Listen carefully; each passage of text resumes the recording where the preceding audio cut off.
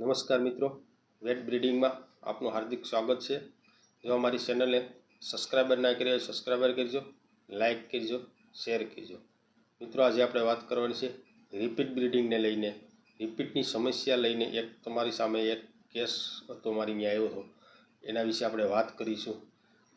એક વિપુલભાઈ ચૌધરી કરીને હતા બનાસકાંઠાથી, એનો આપણને ફોન આવ્યો હતો, એની વોટ્સઅપના માધ્યમથી એના ગાયનો ટોટલ ડિટેલ એનો પ્રોબ્લેમ મને જણાવ્યો હતો।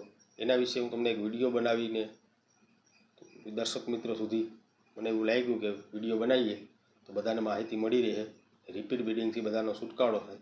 એ સબની અંદર વધારે પ્રમાણમાં જોવા મળતો હોય છે રિપીટ બ્રીડિંગનો કેસ। એનો એવો પ્રશ્ન હતો વિપુલભાઈનો કે મારી ગા 10 વાર એઆઈ કરાવ્યું, તો 10 વાર એઆઈ કરાવ્યું, 1-2 વાર નેચરલ કરાવ્યું તો રિપીટ થાય છે ને પાણી જેવો ડિસ્ચાર્જ નાખે। 10-15 દિવસના પીરિયડમાં 15 દિવસ થાય એટલે હીટમાં આવી જાય છે, લગાતાર 5-6 દિવસ સુધી કન્ટિન્યુ પાણી જેવી આછી લારી નાખે છે। મિત્રો, આવો કોઈ પ્રોબ્લેમ હોય તો એક તો પેલું એ જોવાનું કે હાર્મોનનું અનબેલેન્સના લીધે આ વસ્તુ થાય છે। બીજું કે ગર્ભાશયની અંદર એક ઇન્ફેક્શન 6-7 વાર 4-5 વાર કે એ કરાવ્યું એટલે ગર્ભાશયની અંદર ઇન્ફેક્શન થવાનું છે। એ ગર્ભાશયના ઇન્ફેક્શનના લીધે એ પ્રોબ્લેમ થાય છે, એ લુકરિયા બીમારીના લીધે બચ્ચાદાનીની અંદર સંક્રમણ થવાનું છે।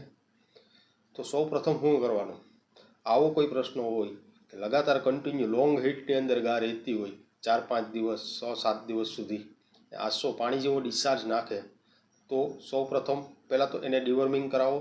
એના માટે આપણે ચેનલની અંદર એક વિડીયો નાખેલો છે કઈ દવાઓ આપવી।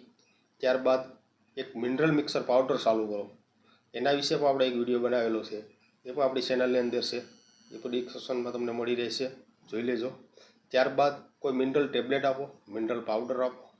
મિનરલ પાવડર કે ટેબ્લેટ શરૂ કર્યા પછી એને લગાતાર દરરોજ માટે 25 ગ્રામ હળદર, જે આપણે ઘર વપરાશની અંદર ઉપયોગમાં લઈએ હળદર, એવી હળદર આપો। હળદર છે એક એન્ટીબાયોટિક છે અને ગર્ભાશયની બચ્ચાદાનીની સફાઈ માટે બહુ બેસ્ટ સારું રિઝલ્ટ મળે છે।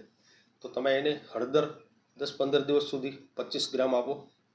ત્યારબાદ એની અંદર એક દવા સારી કંપનીની કોઈ પણ આવ્યું હોય ને એની અંદર છોડાવો, ઇન્ટ્રાયુટ્રાઇન, બચ્ચાદાનીની સફાઈ માટે ઉપયોગમાં લેવામાં આવતી સારી કંપનીની, તમારા કોઈ નજીકના ડૉક્ટર હોય એની પાસે એને કહી ને સારી દવા છોડાવો ગર્ભાશયની અંદર।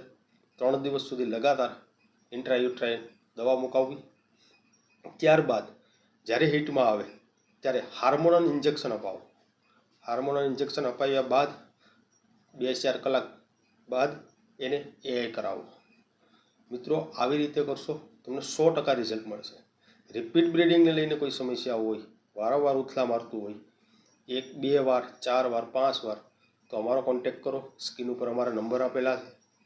અમે તમને ઓનલાઈન પણ માહિતી આપીશું, ઓફલાઈન પણ ટ્રીટમેન્ટ કરીશું, ઓનલાઈન તમને ટ્રીટમેન્ટ કરી આપશું। આવી કોઈ સમસ્યા હોય તો અમારો કોન્ટેક કરજો। જો અમારો વિડીયો તમને અમારી માહિતી સારી લાગી હોય તો લાઈક કરજો, શેર કરજો અને સબસ્ક્રાઈબર કરવાનું ના ભૂલતા અમારી ચેનલને। થેન્ક યુ, આભાર।